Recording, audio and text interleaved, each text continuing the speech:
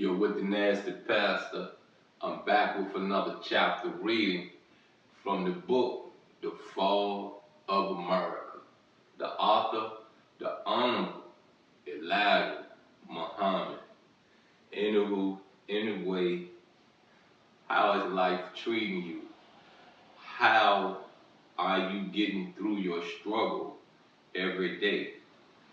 How has your intimate relationships been? How has your business relationships been? How has your, I guess the word I would say, plutonic, just common associate relationships been going? How's it been going for you? You know what I mean? You know, I say this to you, we're not always the best friends, and we are not always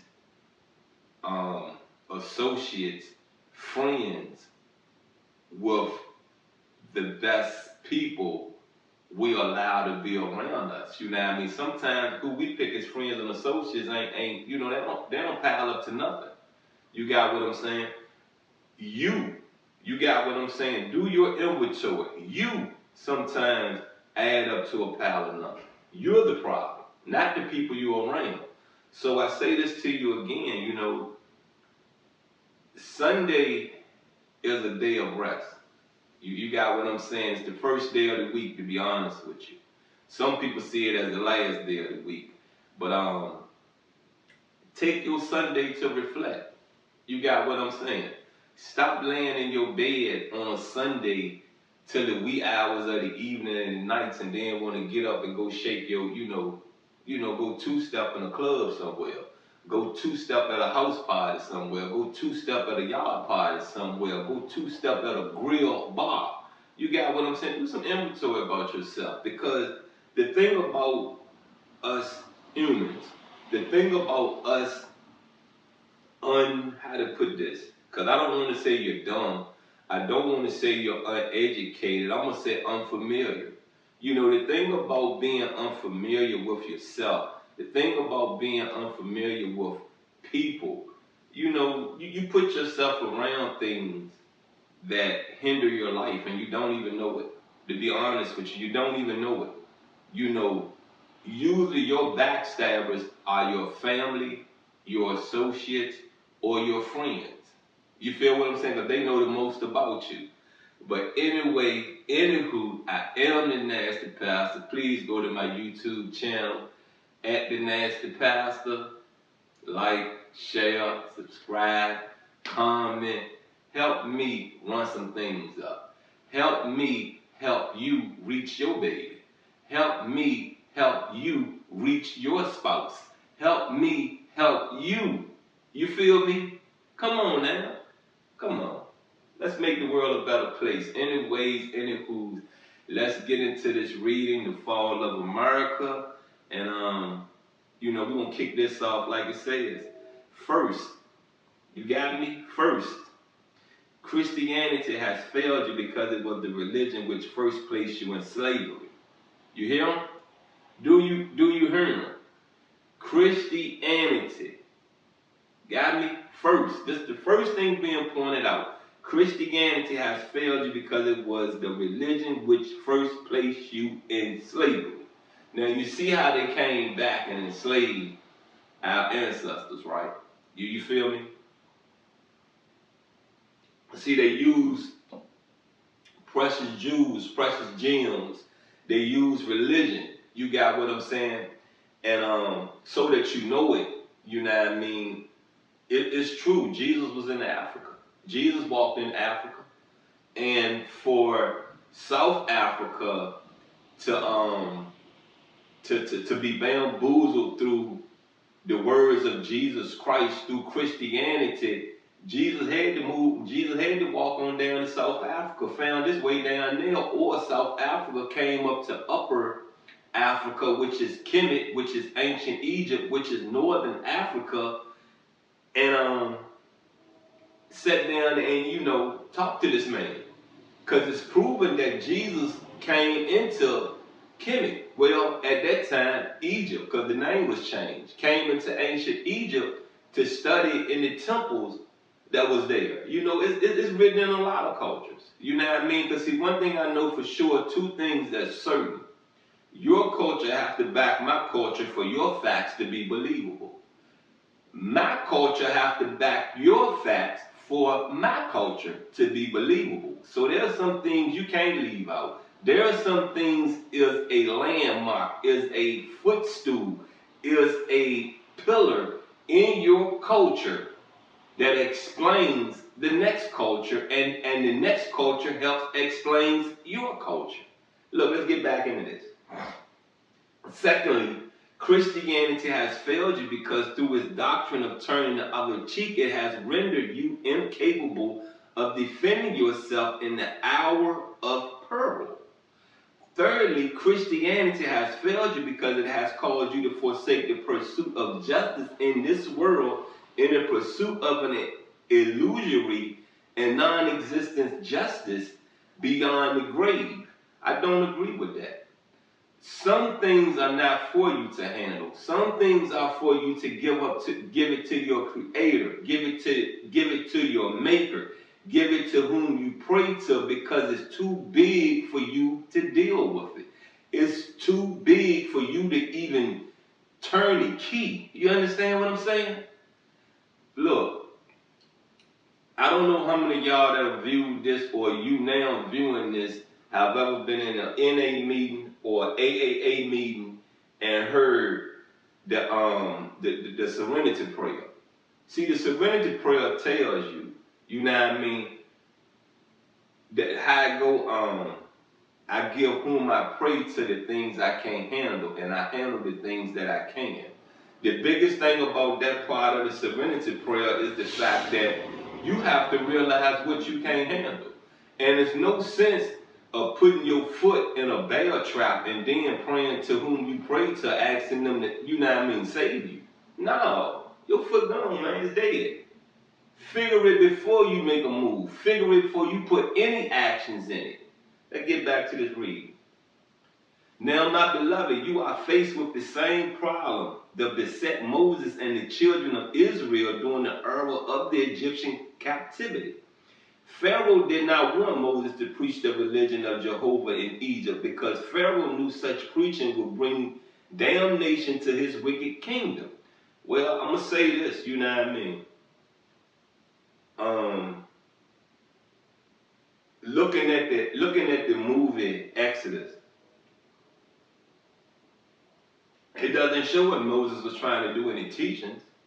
It showed Moses was trying to bring some understanding, some better put it, some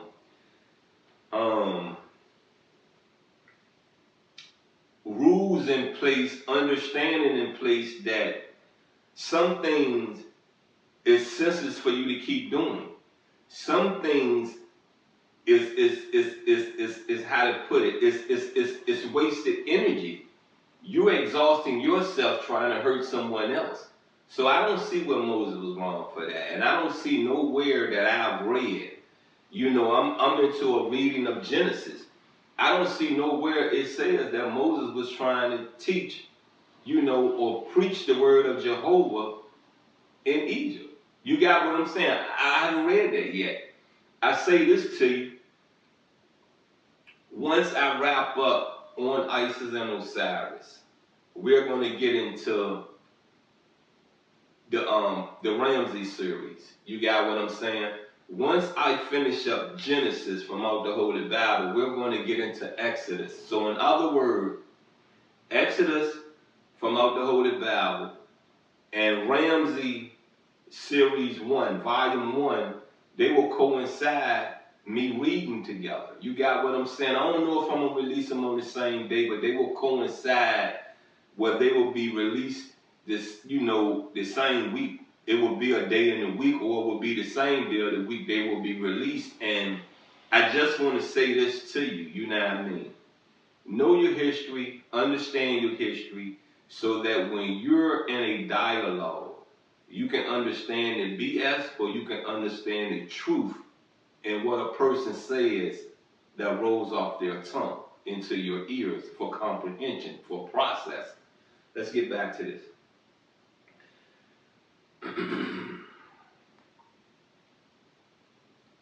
So it is that your oppressors did not want you to hear the gospel of the black man. They know that his gospel will one day be their undoing. Pharaoh did not want Moses to call the Jews to the wall to wail at sundown. He knew that once the Jews were united in the name of the religion of their fathers, they would no longer abide in slavery with a docile air. Pharaoh did not want Moses to teach the gospel of justice on this side of the grave. He knew that once the Jews determined in their hearts to seek justice here and now, they will rise up and demand a place in the sun. So then it is with us, our oppressors are determined to keep our eyes in the sky while they control the land under our feet. They are determined to bog us down in an impractical ethic of turning the other cheek. The better that they smite our cheeks and rob our pockets.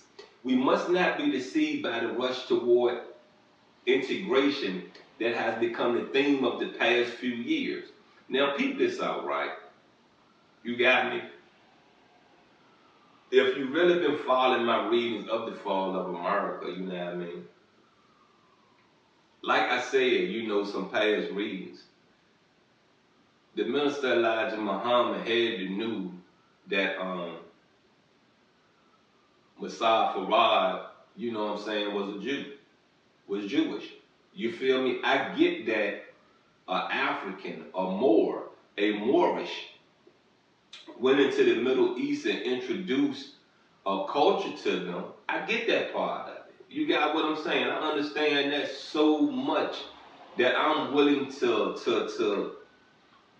really just say that between Muhammad, Moses, or Abraham, you know, the descendants of Adam, one of them had to have been close to Muhammad. You got what I'm saying? For Muhammad to pick up, go into the Middle East and start teaching and start getting them some followers under the Moors flag of Islam. You got what I'm saying? There was something there because see, when you look at the history of Islam, you look at the history of Adam and Eve, their descendants, and where Canaan is at, and Canaan is really like the Middle East, to be honest with you, the Mediterranean. You got what I'm saying?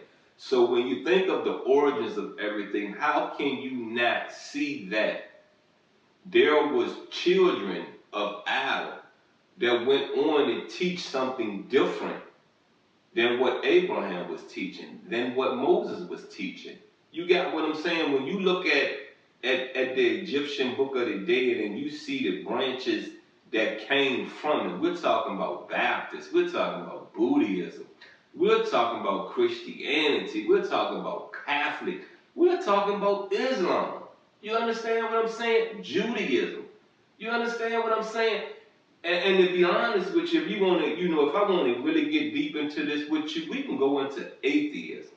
That comes from up out of upper Africa, out of Egypt. You got what I'm saying? There are people that saw nothing more than the reality in their presence. You can't tell them there's something spiritual moving this, moving that, this, that, blah, blah, blah, blah. You know, if you really ask them how was this rock formed, they will probably tell you it was just here. It was just a piece of rock that over time evolved. You understand what I'm saying? Evolved.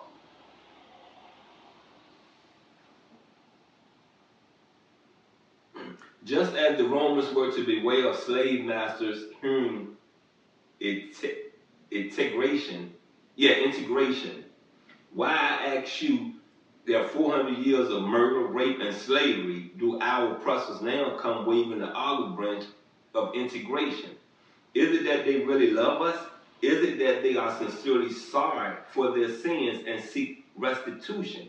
If they love us, then why was there no evidence of this love in the hearts of their forefathers when they sold our forefathers like cattle on the auction block?